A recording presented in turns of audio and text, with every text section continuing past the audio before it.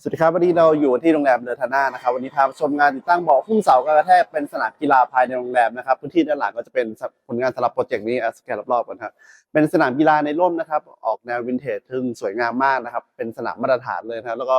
จะเป็นเบาะหุ้มเสากระแทกนะครับรอบๆพื้นที่เลยนะมีทั้งเสา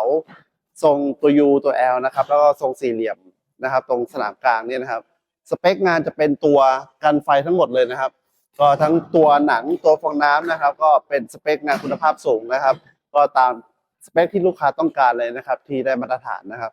โอเคสำหรับเสาต้นพวกนี้ก็ช่วยเรื่องความปลอดภัยนะครับแล้วก็เพิ่มความสวยงาม